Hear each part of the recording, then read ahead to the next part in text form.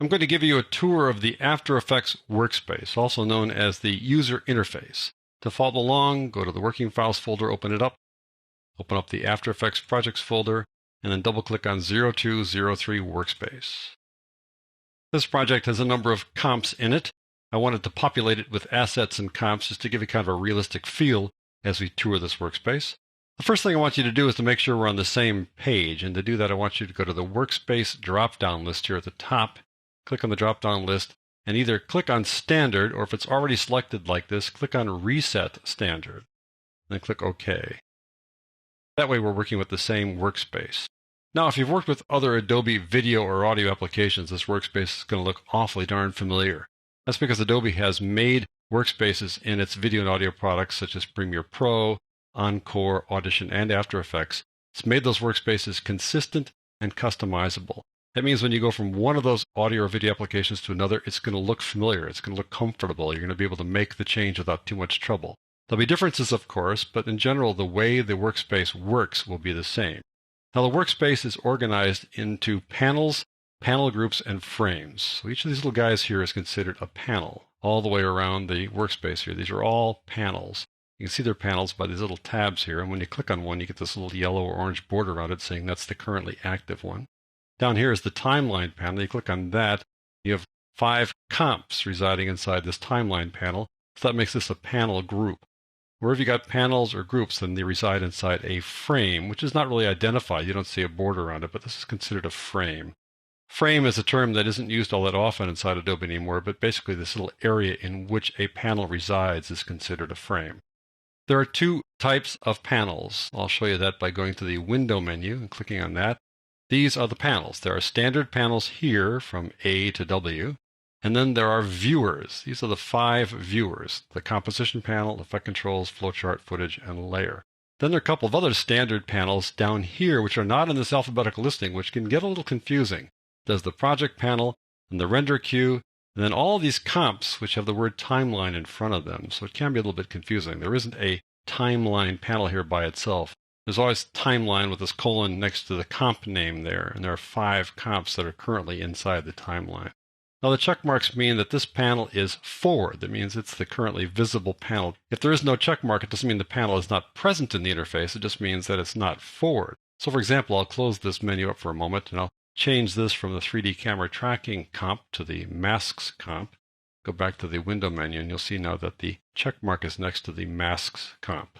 Now I want to show you some of these viewers, and the one that is most important to me is the Effect Controls panel. And here inside the standard workspace, the Effect Controls panel is not present, and I think it should be. So one of the things about After Effects is that you can customize the workspace. Now I'm going to explain how you customize the workspace in the next lesson, but I'm going to add the Effect Controls panel now by just going back to the Window menu, going down to Effect Controls, and clicking on that.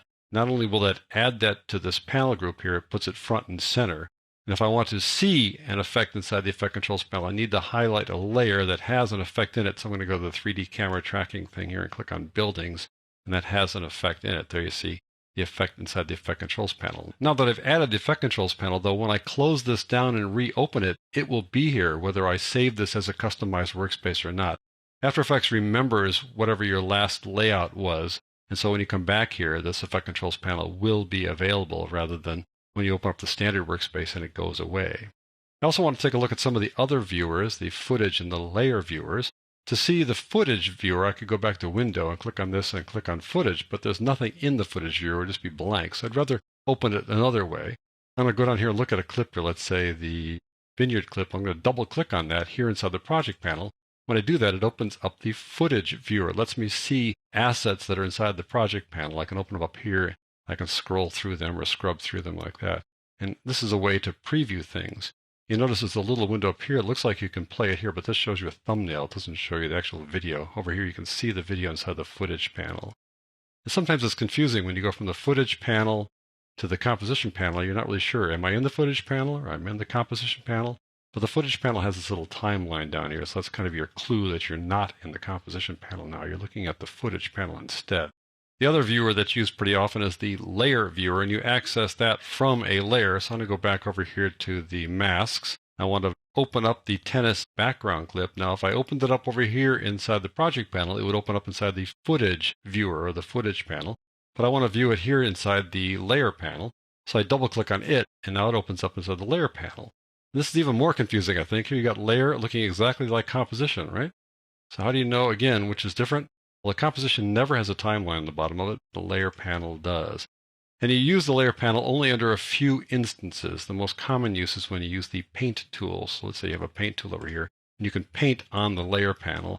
You cannot paint on the composition panel. If I click here, I'm going to get a little message saying you can't paint on it, folks. You got to paint only on the layer panel.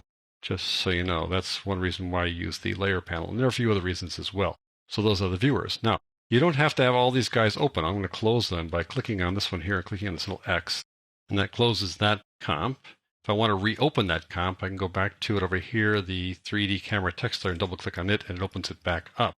If I click it again, I'm going to open up the window menu, and you'll see that fifth one, that one we just closed, is not available. The one that says text in it, it's no longer available here. These guys have to be inside the timeline panel to show up here inside the window menu. So the way you open up a comp again is by double clicking it over here. And get rid of another one by clicking on it, like that. I want to simplify things here. Another way to access these various comps is by going up to the composition drop-down list. Right now there's only one there because I closed so many. If I go back and reopen these guys, I can switch from one comp to another up here in this little drop-down list for the composition menu, just by clicking on it like so. There you go. Now that we've made all these changes to the workspace, I'm going to close this project and reopen it. Now, we did make some changes to a couple of the layers here just inadvertently as we went along. So it's going to ask me if I want to save it. I'm going to say no. And let's see what happens when we reopen it. So I'm going to close it now. It says you want to save it. I'm going to say don't save it. I'm going to go back and reopen it and see what happens.